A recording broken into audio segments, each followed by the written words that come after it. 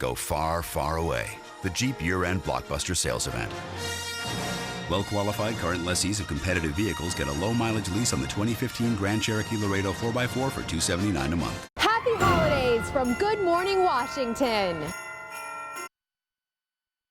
Welcome to World News Tonight. The race for president heating up with a striking accusation from Hillary Clinton. On stage at the debate saying ISIS is using Donald Trump's own words in recruitment videos. Trump calling Clinton a liar as both parties start the real fight for the nomination.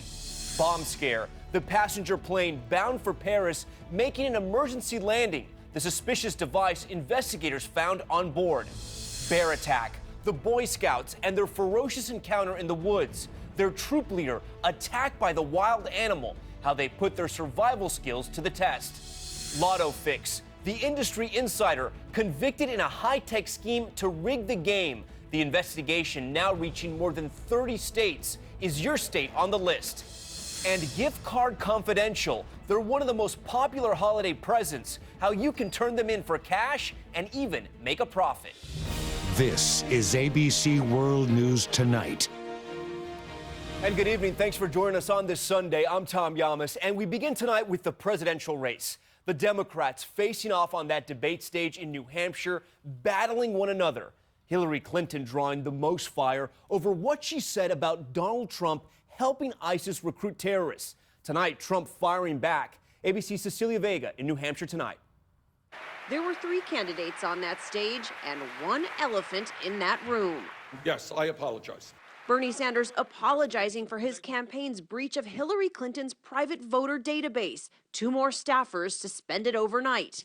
I very much appreciate that comment, Bernie. But this was no love fest. Clinton and Sanders tangling over everything from Wall Street. Should corporate America love Hillary Clinton? Everybody should. And will corporate America love a President Sanders? No, I think they won't. They ain't gonna like me, and Wall Street is gonna like me even less. To gun control. Arming more people, I think, is not the appropriate response to terrorism. It's a country in which people choose to buy guns. That's the right of people. We have got to bring together the vast majority of the people who do, in fact, believe in sensible gun safety regulations. But they were united, tag-teaming against former Maryland Governor Martin O'Malley, trailing in the polls. The flip-flopping political approach of Washington that both of my 2 colleagues on this stage have represented there for the last 40 years. We need common sense. Let's calm down a little bit, Martin. Yeah, let's tell the truth, Martin. And against the frontrunner across the aisle, Donald Trump, perhaps the even bigger elephant in the room. And somebody like a Trump comes along and says, I know the answers. He is becoming ISIS's best recruiter. They are going to people showing videos of Donald Trump insulting Islam and Muslims in order to recruit more radical jihadists. Her campaign later unable to prove such video exists. Clinton delivering a few laughs too, a late arrival back to the podium during a commercial-turned-bathroom break. Sorry. And perhaps the most memorable line of the night. And may the force be with you. But the biggest disagreement of the night came well after the end of the debate. Both the Clinton and the Sanders teams claiming victory. Now both sides are headed to Iowa this week. Tom, those all-important caucuses just 6 weeks away. The countdown is on, and Cecilia, that accusation that Donald Trump's words are helping ISIS recruit terrorists set off the Republican frontrunner today. Trump calling Clinton a liar, and he's not the only Republican candidate taking her on. ABC's Devin Dwyer reporting from the White House tonight. At the Democrats' debate, only one Republican candidate was mentioned by name. Donald Trump. Donald Trump. Donald Trump. This morning on ABC's This Week, Donald Trump fired back, taking on Hillary Clinton's explosive allegation that Trump is showing up in ISIS recruitment videos. Knowing the Clintons and knowing Hillary, but there's nobody. She just made it up. I mean, she made it up. It was a soundbite. After the Clinton campaign couldn't provide hard evidence of videos, a top Clinton advisor, pressed by George Stephanopoulos, tried to clarify. She didn't have a particular video in mind, but he's being used in social media. It wasn't the only Clinton moment last night that made waves. We now finally are where we need to be. We have a strategy and a commitment to go after ISIS. We now finally... Jeb Bush overnight turning her comment into a campaign attack video. America has had enough of empty words, of declarations detached from reality. As the struggling candidate also lashed out at the GOP frontrunner. Just one other thing, I got to get this off my chest. Donald Trump is a jerk. Trump seems happy to have friends elsewhere. And if Putin wants to call me brilliant and other things that he said, which were frankly very nice, I'll accept that. Meanwhile, his rivals Marco Rubio and Ted Cruz are in an all-out brawl over immigration. I oppose amnesty. I oppose citizenship. I oppose legalization. Period. The end. The fact of the matter is that on multiple issues, he's changed his position multiple times. It's a battle for second place nationally as Trump heads into the holidays with a solid lead. The next chance they have to debate face-to-face is mid-January. Tom? Devin, thank you. We turn next to that scare on board a flight to Paris. This Air France jet crowded with holiday travelers forced down in Africa after a passenger apparently found this. Take a look. It looks like a bomb hidden behind a bathroom mirror. That's where it was found. The sinister threat coming just weeks after the terror attacks in Paris. ABC's chief foreign correspondent Terry Moran from London tonight.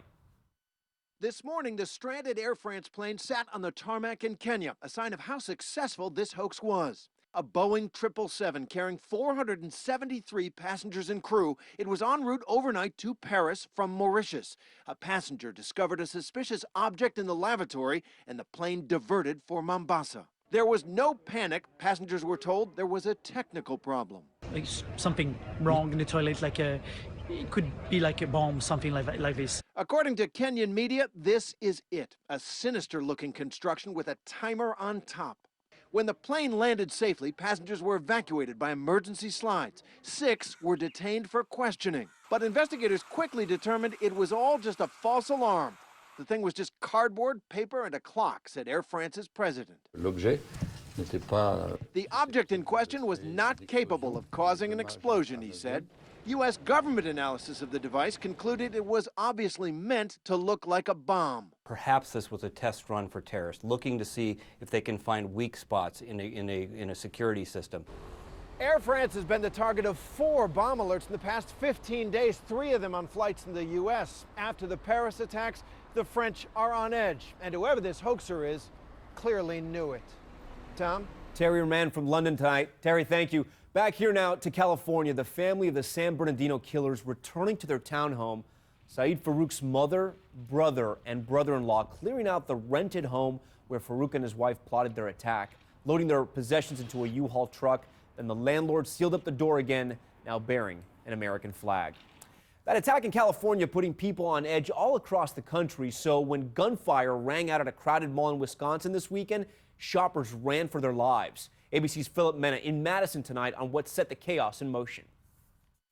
Fear and chaos at this Madison, Wisconsin mall on Saturday, one of the busiest shopping days of the year. Gunfire sending holiday shoppers running for cover as police rushed to the scene. There is possibly reported 1 or 2 shots fired. There were 10 to 15 people fighting. Brian Haig was working at the mall when the brawl broke out on Saturday. I saw a lot of people panicking and running. They thought it was a big bang, but then when they saw 2 guys running, that's when they were like, oh, it's someone got shot. He pulled out his cell phone and captured another worker helping a young man on the ground who'd been shot. The 19-year-old was sent to the hospital with a leg wound. They come here to go shopping for Christmas and then guns ring out inside the middle of the mall. It's just ridiculous. Many shoppers fearing the worst, the mall going into lockdown for more than 3 hours. This has nothing to do with a mass shooting. There's no link to terrorism. But that's exactly what tactical teams here in Madison train for once a month, like so many departments across the country,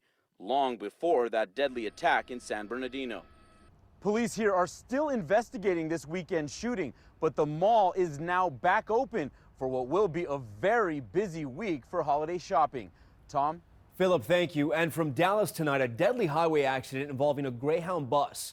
The bus slamming into an SUV that had stalled on Interstate 30 after hitting the barrier. A woman in the SUV was killed, a man injured. More than a dozen bus passengers were also hurt in the pre-dawn crash. A Boy Scout troop leader is recovering from his injuries tonight after being attacked by a bear. First responders reached him deep in the woods and flew him to the hospital, the troop using their survival skills to get their attention. ABC's Gloria Riviera joins us with the latest details. Gloria. Good evening, Tom. I'm here in Split Rock Reservoir. It's 1,500 acres of nature and wildlife, and it was here that a Sunday adventure for a Boy Scout troop leader and 3 of his scouts turned into a very close call. A desperate rescue mission in these northern New Jersey woods. We have a gentleman in the cave with a bear. He has been injured by the bear. A police chopper circling overhead spots a possible distress sign. They also have started a fire, possibly for a smoke signal. The victim, a Boy Scout troop leader, yelling for help. He is bleeding from his neck, his arms, and his head. Rescuers are able to reach the man, whisking him and the 3 Boy Scouts to safety. We got the kids that were walking. That troop leader taken to a local hospital with non-life-threatening injuries. It's the second attack in this area in just over a year. A college student was killed by a black bear about 20 minutes from here. The surging bear population and close encounters like this one outside an elementary school, prompting controversial hunts from New Jersey to Florida. The local mayor says the attack happened when the group was exploring a cave, and it was those 3 scouts who ran out and called 911. Tom? Glad that troop leader is going to survive. All right, Gloria, thank you. December finally arrived for the eastern half of the country this weekend, shoveling out from as much as 3 feet of snow in upstate New York and shivering in the cold. ABC senior meteorologist Rob Marciano is here. And Rob, from what you were telling me, the cold weather is not going to stick around for Christmas for some? Yeah, and that snow that they got upstate New York and parts of Vermont probably not going to stick around either. Look at these temperatures as we get towards Thursday and even Wednesday, 15 to 30 degrees above average. You're going to see numerous records fall. This looks like late spring, 74 Atlanta to near 70 in New York, over 70 in D.C. Triggered in part by this strong system that's going to come into the Pacific Northwest. We have high wind warnings up now from Medford up through Seattle. A lot of wind, a lot of rain, some mountain snows as well. Landslides possible with this. And that will slide eastward as we go through Wednesday and Thursday. Big travel days here, some snows in the mountains and showers and unsettled weather, maybe some heavy thunderstorms across the south, Tom. A tale of 2 weather systems. All right, Rob, thanks so much. And that forecast, good news for most holiday travelers. More than 100 million people expected to hit the road this season, the biggest number on record. And more good news, GasBuddy.com reporting that the average cost of a gallon of gas has now fallen below $2, the lowest since 2009. That is good news. And it's the season of giving, so there's a good chance you'll buy or get a gift card. But how often do they sit in a drawer and never get used? Tonight, the secrets to turning them into cash and even into making a profit. Here's ABC's Lindsay Janis. It's the present that almost everyone gets, a gift card. I love receiving gift cards. They're so popular, $130 billion are expected to be loaded onto them this year. They can be used to purchase anything from a meal to clothing. One company even allowing you to give the gift of stock in major corporations. But what if the card you get doesn't suit you? Probably regift it. You may not know it, but you can turn it into cash. Websites like Raise.com and giftcards.com will buy your unwanted gift cards and give you cash, though usually not for the entire amount. That sounds like a fantastic idea. And some malls and grocery stores have machines like this one, making that swap for cash even easier. Whether you keep your card or trade it in, consumer expert Lauren Lyons-Cole says do it soon. The gift card won't expire until 5 years from the date of purchase, so you do have plenty of time to use it, but you might get hit with inactivity fees or you might lose the gift card. In fact, so many of us misplace or waste gift cards. According to one study, $750 million went unredeemed last year. And Tom, that's why our expert says the most popular gift card of all is a bank card. It's like a prepaid credit card and can be used almost anywhere. Tom? Some good advice tonight. All right, Lindsay, thank you so much. Still ahead, a lotto fixing scam widening. It started with just a few states, now more than 30. Were the lottery games fixed in your state? Why investigators believe more jackpots may have been rigged. And later, drones flying off shelves this holiday season, but now when they land in trouble, the government will be able to hunt the owners down. The big change that starts this week. Those stories coming up. ABC World News Tonight, brought to you by Cialis. When a moment turns romantic, why pause to take a pill? Or stop to find a bathroom? Cialis for daily use is approved to treat both erectile dysfunction and the urinary symptoms of BPH, like needing to go frequently, day or night. Tell your doctor about all your medical conditions and medicines and ask